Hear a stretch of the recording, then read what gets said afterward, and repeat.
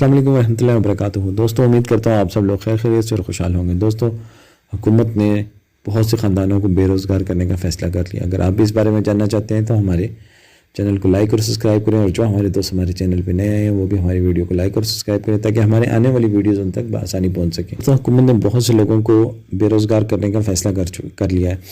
दोस्तों, ऐसे लोग जिनके पास ज़्यादा इन्वेस्टमेंट नहीं है, वो थोड़े इन्वेस्टमेंट से, थोड़े पैसों से अपना कारोबार करते हैं। वो एक डिस्पेंसर ख़रीदते हैं, एक टंकी ख़रीदते हैं और पाइपलाइन लगा के पेट्रोल बेचते हैं।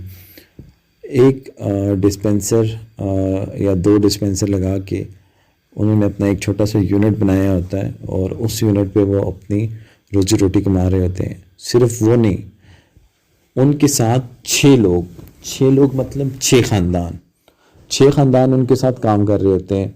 6 ख़ानदानों की रोजी रोटी इनके साथ लगी होती है। हुकूमत ने फ़ैसला कर लिया है कि हम बड़े स्मगलर्स को हाथ नहीं डालेंगे।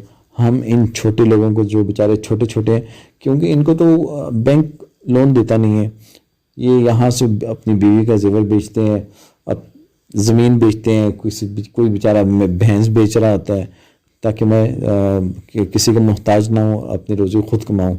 तो ये इन्होंने ऐसी जगह पे, जिस तरह के जैसे कोई गांव हो गए, दूर दराज के जहाँ इलाके जहाँ पे अप्रोच नहीं है पेट्रोल पंप की, तो इन्होंने वहाँ पे एक छोटे यूनिट बनाए हुए हैं और वहाँ पे कुछ 6 ख़ानदानों का रोज़ी रोटी लगी हुई है।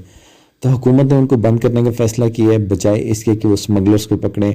उन्होंने रिश्वत का बाज़ार और गर्म कर दिया है ताकि जहाँ पे जो लोग पहले 10,000 रिश्वत ले रहे थे, अब वहीं पे वही लोग, कस्टम के वही मुलाजिम इस टाइम 50,000 रिश्वत की डिमांड कर रहे हैं।